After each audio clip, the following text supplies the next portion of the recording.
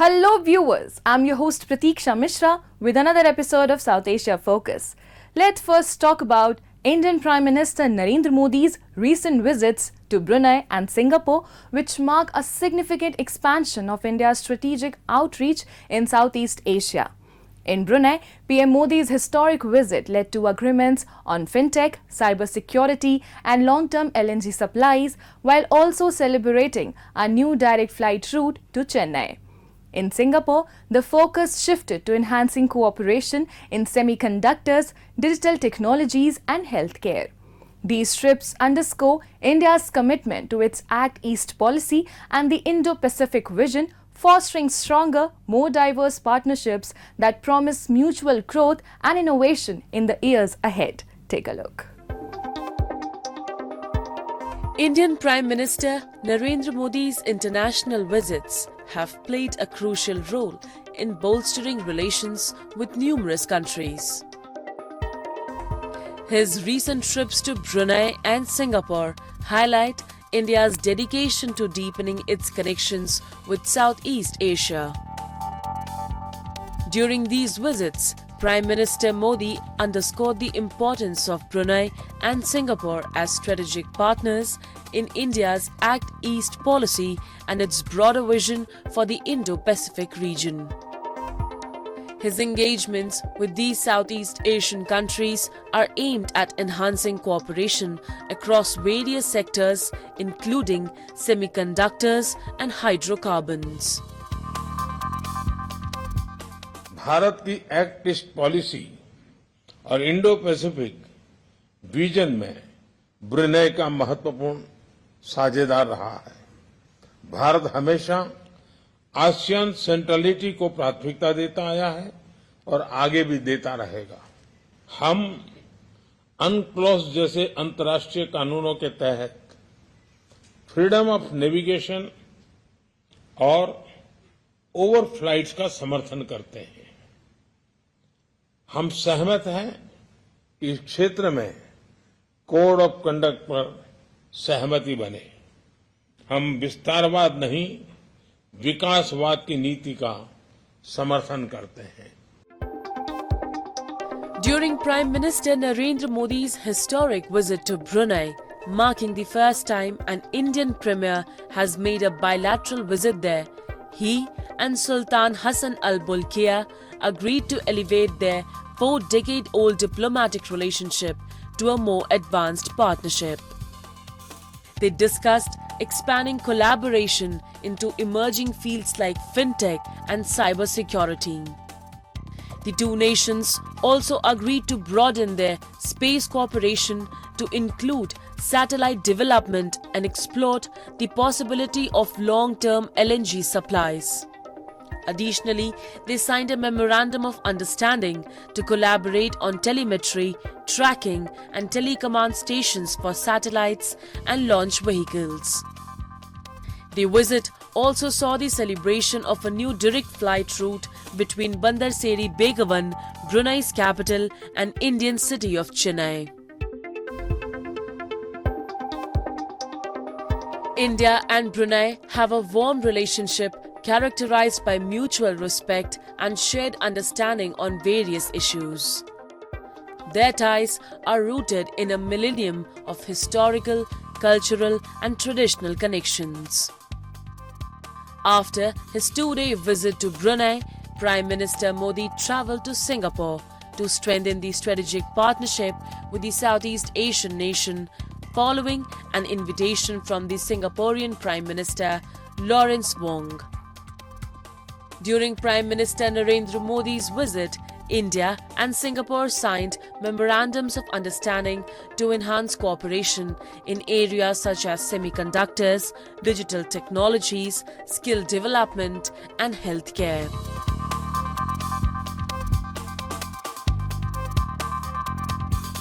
Across this entire spectrum of the semiconductor ecosystem, we find great convergences with Singapore. And I think you will see a very rapid growth in our joint efforts in this direction. PM Modi also engaged with a group of prominent Singaporean CEOs from various sectors such as investment funds, infrastructure, manufacturing, energy, sustainability, and logistics. He expressed gratitude for their investment activities in India and recognized the significant contribution of Singaporean business leaders in enhancing bilateral relations and fostering economic collaboration between India and Singapore. It's very exciting, to meet with Prime Minister Modi in person. His leadership is exceptional. For the past, this is his third term, right? For the past 2 terms, you can see that India has become one of the major player globally, the 5th largest the economies in the world. The relationship between India and Singapore is anchored in a deep and enduring history of commercial, cultural, and people-to-people connections that stretches over a millennium. This long-standing partnership is built on shared values and mutual approaches, aligned economic interests, and a common perspective on pivotal global issues. The political engagement between the two nations is both regular and robust, with particularly strong defense ties.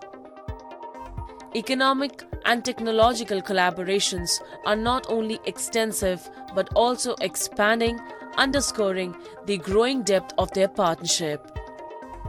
Moreover, the cultural and human links between India and Singapore are dynamic and vibrant, continuously enriching and strengthening their bilateral bond.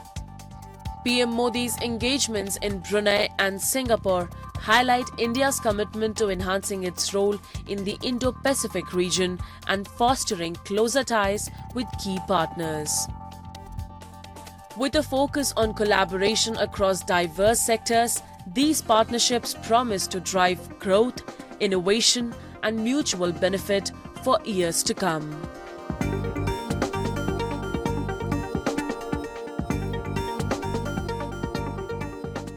Let's now move to Pakistan-occupied Jammu and Kashmir, where ad hoc employees protested demanding the release of their long-delayed salaries. The workers, hired temporarily across various departments, claim that salary suspensions have caused severe financial strain, affecting their families and children's education. They argue that despite the enactment of a law to regularize their employment, the legislation has yet to be enforced. This ongoing issue highlights the broader problem of job insecurity and disparity faced by temporary workers who often perform similar duties as permanent staff but without the same benefits or stability. A report. The core committee of employees working on an ad hoc basis in different departments across Pakistan-occupied Jammu and Kashmir held a protest outside the Central Press Club in Muzaffarabad. The demonstrators displayed placards and banners with various slogans demanding release of their salaries. They reported that the suspension of their salaries over the question of merit has led to their children being expelled from schools and severe financial difficulties at home. The protesters also stated that while employees in Pakistan have been granted permanent positions, those in POJK are facing unemployment due to the government's failure to address their plight. हम भी merit के तहत ये मुख्तलिफ महकमा जात में भर्ती हुए हैं और ज़ाहिर हमें भी अपने घर से तकर्री आर्डर नहीं मिले हैं। हुकूमत वक्त नहीं आइन और कानून ज़ाब्ते के तहत हमारी क्वालिफ़िकेशन के मुताबिक हमें नौकरियों में लिया, हमें हमारी इंडक्शन हुई।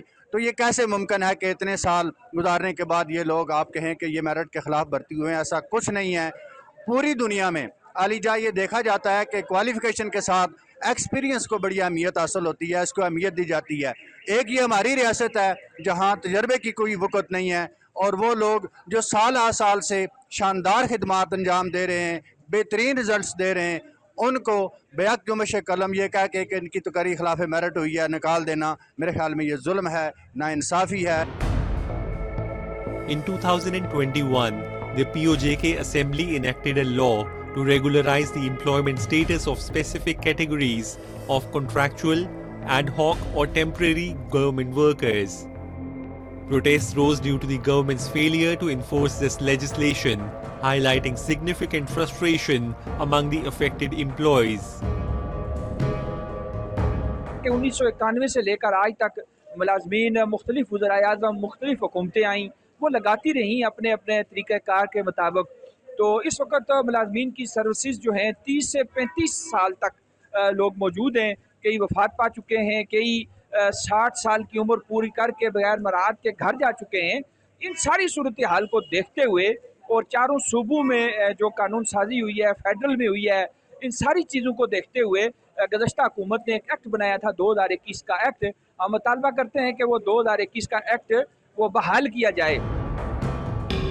The problem of ad hoc employment in regions such as POJK is a long-standing and contentious issue. Ad hoc employees hired temporarily without permanent contracts face job insecurity and often receive lower wages than permanent staff despite performing similar duties. The lack of progress in resolving these issues has led to protests and advocacy efforts by the affected employees. Time now for Asia This Week, the stories from across the continent. New Zealand Prime Minister Christopher Luxon met with South Korean President Yoon Suk Yeol in Seoul to boost bilateral ties. In the meeting, which marks the first time in 9 years that a New Zealand Prime Minister has visited South Korea, the two leaders condemned North Korea's nuclear weapons development and its military cooperation with Russia. Luxon and Yoon agreed to speed up discussions on elevating their relations to a comprehensive strategic partnership at a meeting in Seoul.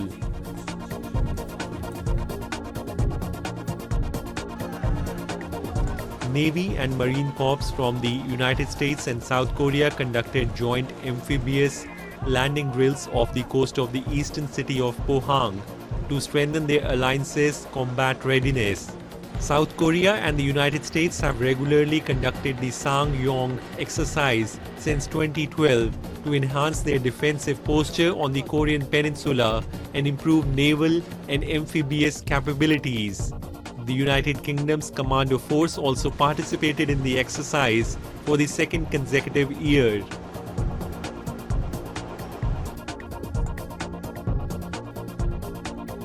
Japan's government spokesman confirmed that one of its citizens was in detention in Belarus. Speaking at a regular news conference, Chief Cabinet Secretary Yoshimasa Hayashi said that Japan's embassy in Belarus confirmed the detention of a Japanese man in his 50s on July 9 for what the authorities called a breach of local laws. Belarusian media said the detained Japanese national was allegedly involved in gathering intelligence on social and economic conditions in Belarus, the implementation of China's One Belt, One Road initiative, and the situation along Belarus's border with Ukraine. Let's now move to Pakistan's Balochistan province, which is facing a grave crisis with the ongoing issue of enforced disappearances. Under the cover of night, students, activists and ordinary citizens are forcibly abducted by state authorities, leaving their families in desperate uncertainty. These disappearances are not mere acts of intimidation, but calculated efforts to stifle dissent and exert control. The government's failure to address these cases have drawn severe criticism, intensifying regional conflicts and posing significant risk for Pakistan's stability. Take a look. In the rugged landscapes of Balochistan, a haunting shadow lurks behind the region's political strife and simmering unrest: the issue of enforced disappearances. Under the cover of darkness, individuals, students, activists and ordinary citizens are wrenched from their homes or workplaces, vanishing without a trace. These abductions are not carried out by mere criminals, but by forces cloaked in authority, the security agencies, intelligence operatives and paramilitary groups of the state. Families are left in a state of agonizing uncertainty, their pleas for information often met with silence or denial. The victims are detained in undisclosed locations, deprived of legal representation and contact with their loved ones. This clandestine operation is more than just an act of intimidation. It is a calculated strategy to suppress dissent and maintain control. In Pakistan's poorest province of Balochistan, these disappearances are not isolated incidents, but a pervasive scourge that feeds on fear and stifles the cries for justice. The region is witnessing significant protests and demonstrations, with activists and families of the missing uniting to demand the release of the disappeared and to highlight the ongoing human rights abuses in Balochistan.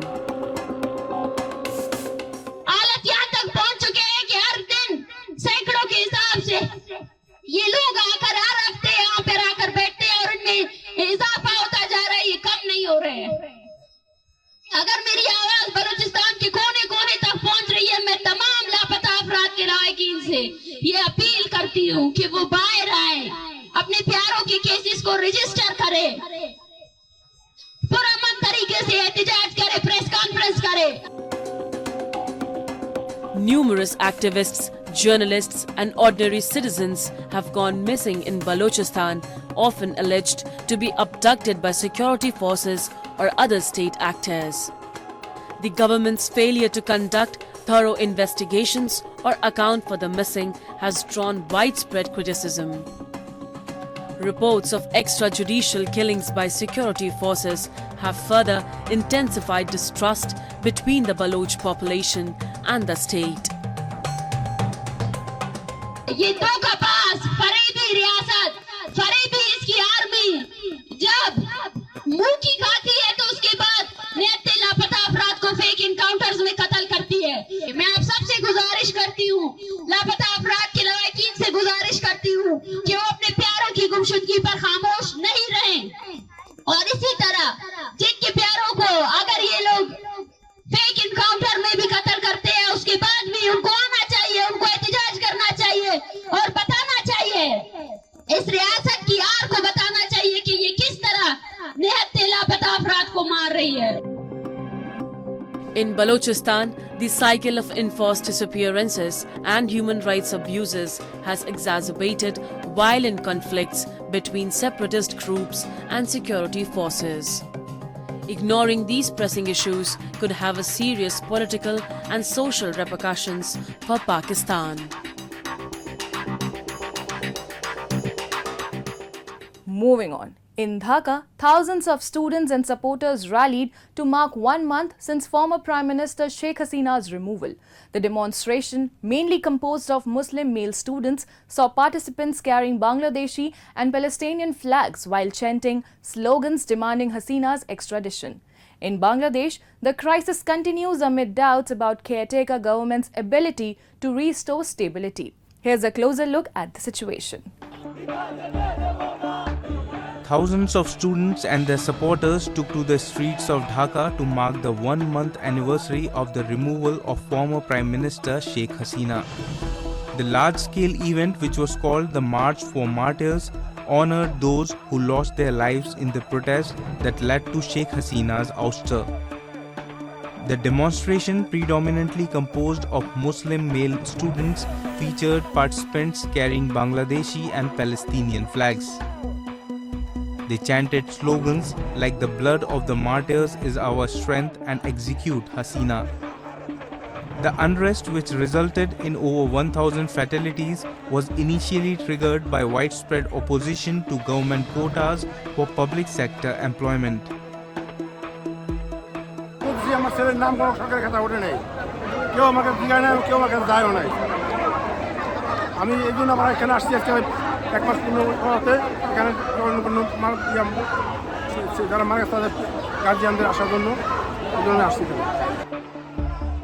People, primarily students, also assembled at Dhaka University campus, chanting slogans and commemorating those who had died during the weeks of violence. As they voiced aggressive and threatening slogans, the students called for Hasina and her associates to be extradited from India to face trial for the killings from the previous month.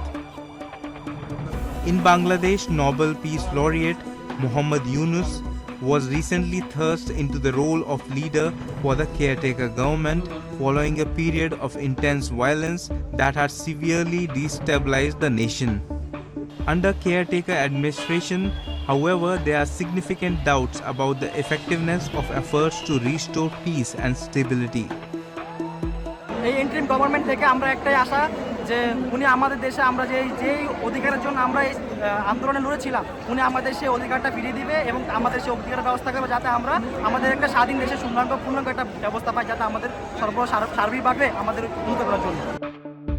The former Prime Minister of Bangladesh, Sheikh Hasina, has called for justice, demanding investigations into those responsible for igniting the summer riots and has sought accountability for rioters, vandals, and perpetrators of violence. Recently, Bangladesh was plunged into severe political and social turmoil marked by widespread violence and unrest. This crisis, which intensified over several weeks, stemmed from growing discontent with the government and deteriorating economic conditions. The situation reached a climax when Hasina was forced to resign due to the overwhelming pressure from violent protests and demonstrations. In a dramatic turn, she fled to neighboring India, highlighting the gravity of the crisis and her administration's inability to manage the rapidly escalating situation. However, the removal of a long-standing leader has created a power vacuum, amplifying political instability. This instability has provided radical groups with an opportunity to recruit individuals who feel marginalized. Experts believe that such an environment can cultivate radical sentiments, especially among disaffected youth and extremist factions who may see violence as a valid approach to achieving their political or ideological objectives. The unrest has already exacerbated political and social divisions in Bangladesh, and attacks on Hindu communities are being employed to incite sectarian conflict and galvanize extremist elements. With ongoing demonstrations and rallies, Bangladesh's future trajectory is increasingly uncertain. And with that, we come to the end of this week's episode. See you next week. Goodbye and take care.